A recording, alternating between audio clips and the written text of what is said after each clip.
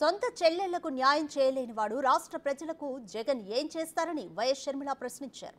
ఏపీకి ప్రత్యేక హోదా వచ్చి ఉంటే రాష్ట్ర భవిష్యత్ మరోలా ఉండేదన్నారు. ఏపీకి కనీసం రాజధాని కూడా లేదని, ఇప్పుడు మనకున్నది కేవలం చేతిలో చిప్ప మాత్రమే అన్నారు. రాష్ట్రం అభివృద్ధి కావాలి అంటే కాంగ్రెస్ మళ్లీ రావాలన్నారు షర్మిల. ఒకవైపు తెలుగుదేశం ఉంది, ఇంకోవైపు వైసీపీ ఉంది, ఇంకోవైపు కాంగ్రెస్ ఉంది.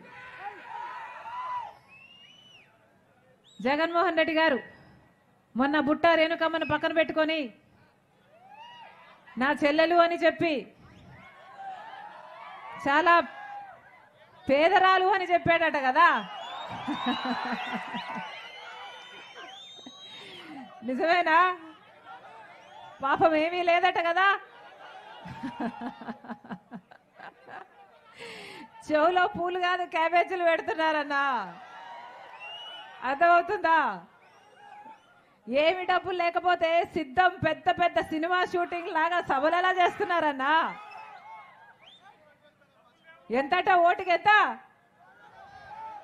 ఎంతట 3000 5000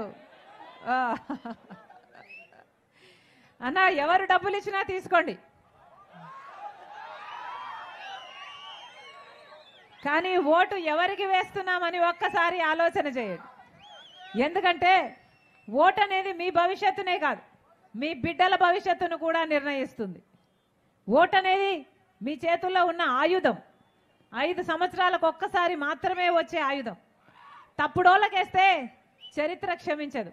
ఒక్కసారి ఆలోచన చేసి, మీ మనస్సాక్షిని అడిగి, మీ ఆలోచన చేసి మంచి వాళ్ళకు ఓట్లేయండి. రాజశేఖర రెడ్డి గారి సంక్షేమ పాలన మళ్ళీ రావాలి అంటే మంచి వాళ్ళు అధికారంలో ఉంటేనే అది సాధ్యం.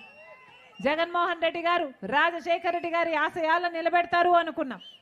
రాజశేఖర రెడ్డి గారి సంక్షేమ పాలన మళ్ళీ వస్తుంది అనుకున్నాం. వచ్చిందా అన్నా? 5 సంవత్సరాలు అయింది. పెద్ద పెద్ద కోటలు కట్టుకున్నారు, కోటలలోనే బతికారు. 5 సంవత్సరాలు ప్రజల దగ్గరికి ఎప్పుడూ రాలేదు. రాజశేఖర రెడ్డి గారి సంక్షేమ పాలనలో ప్రజా దర్బారు ఉండేది, గుర్తుందా? ప్రజలు ఎవరైనా సరే వేల మంది రోజుకి కలిసేవారు రాజశేఖర రెడ్డి గారు. జగన్మోహన్ రెడ్డి గారి పాలనలో అయితే కనీసం మంత్రులకు ఎమ్మెల్యేలకు కూడా అపాయింట్మెంట్ లేదట.